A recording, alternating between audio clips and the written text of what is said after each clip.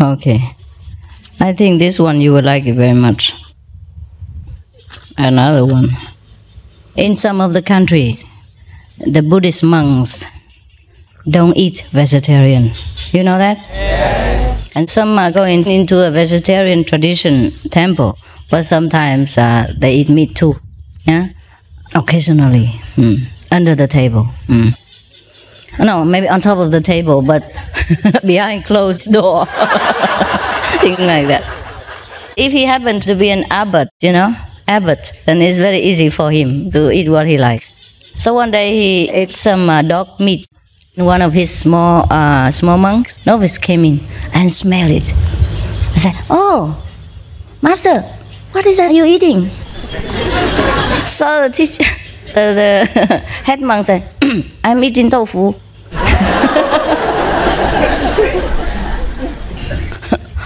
So suddenly, at that moment, some dogs were barking outside in the temple's front yard, very loudly. And the head monk said, "Oh, what is that noise? Somebody come in there or what?" So the small monk said, No, nobody there. It was just that our temple's tofu were biting the neighbor's tofu."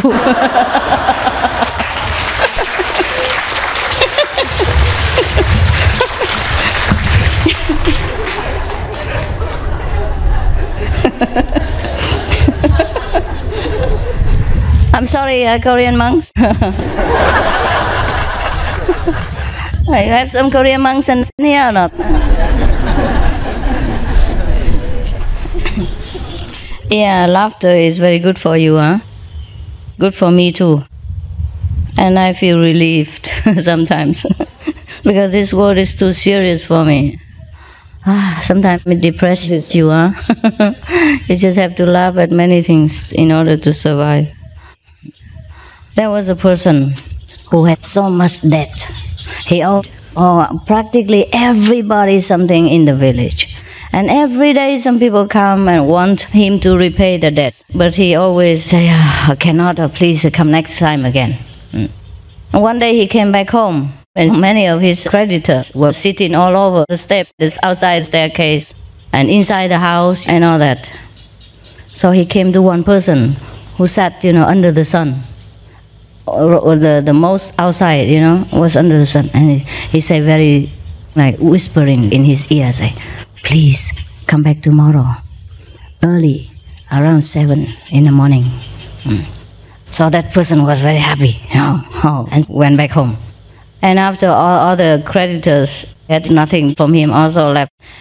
And the next day, that person came very early, about 7 o'clock in the morning. The creditor, the one who sat the most outside, he came, and he just sat there waiting, sat in the living room waiting. And the one who had debts gave him water and things like that. And he sat there and waited for a long time. And he didn't, nothing moved, nothing happened.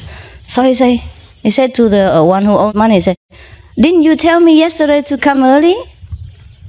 Because I thought you wanted to repay me or something and not to let other people know. That's why you told me to come early today. Is that not so? How come you don't talk anything about it yet?" So the one who owed money said, "Oh, yesterday I saw you sat in the sun and very far away, so I told you come early so you have a better seat."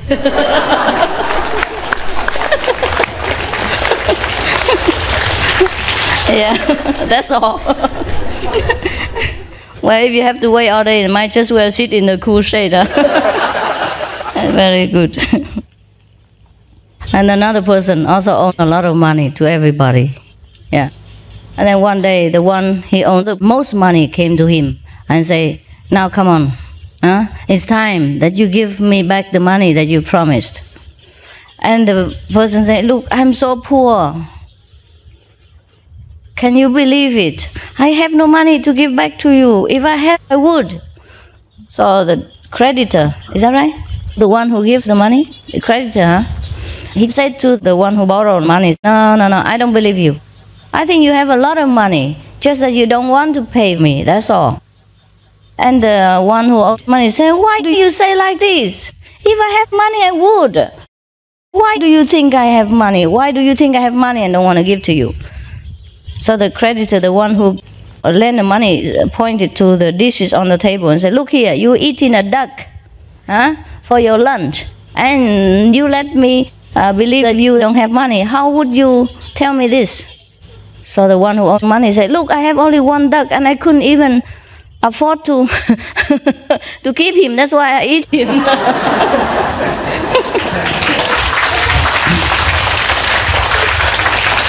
That's no good for vegans, you know.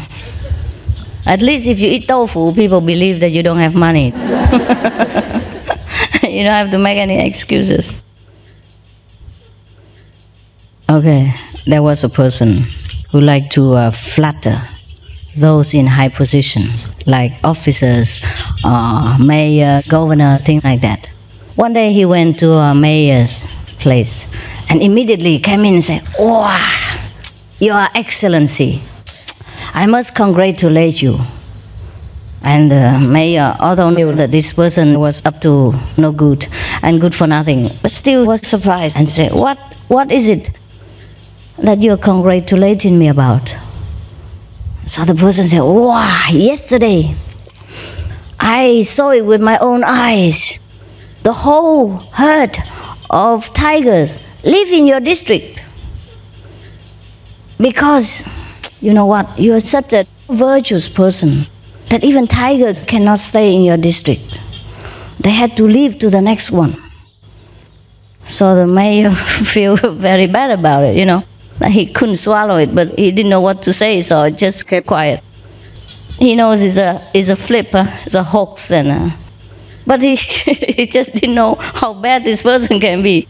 He just had to be speechless, you know, if you're very funny. So he just laughed a little bit and then forgot it. And at that moment, right at that moment, some of his subordinates came in and said, oh, so many of our district people are stacking protests outside because tigers are eating our people. Even last night, 3 persons were killed by the tigers, and they're asking us to do something about it.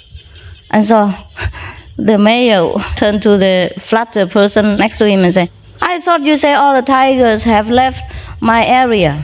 How come they still kill people? And that person was kind of very embarrassed and said, well, maybe the neighbor cities' mayors are also very virtuous persons. So the tigers don't know what to do. They have to return.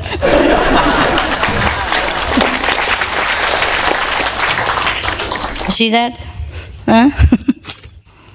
So make sure that you're a real practitioner and not listen to people who say that you are good and virtuous, and meanwhile, you are not. All these stories offer something for us, huh? It's not just a joke, I think. Don't you think so? Yes. This place is so big. There was a man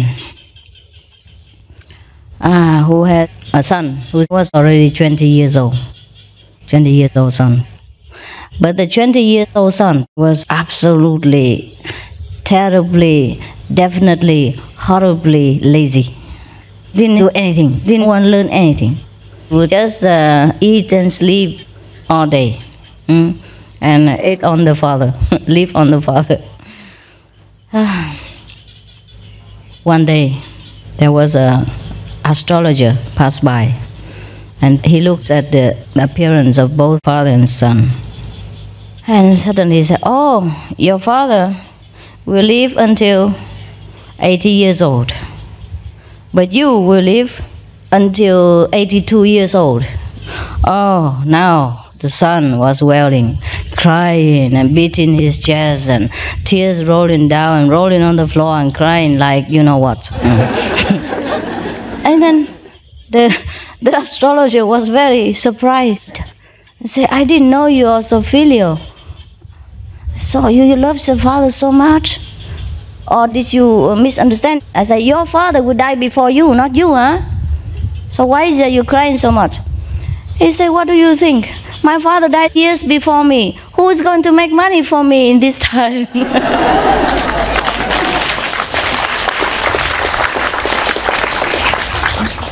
Terrible, huh?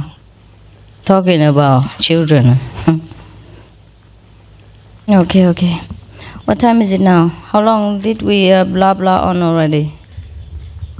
1 hour? Yes. Okay, you meditate, alright? I think I have done enough, so meditate. Next time, okay? You can meditate. Close your eyes, concentrate. Make the best of your time.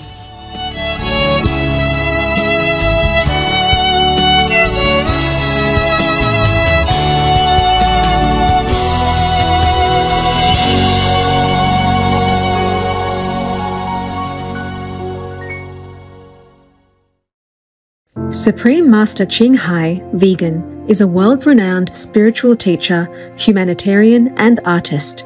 To learn more about her compassionate life and teachings, please visit suprememastertv.com/master.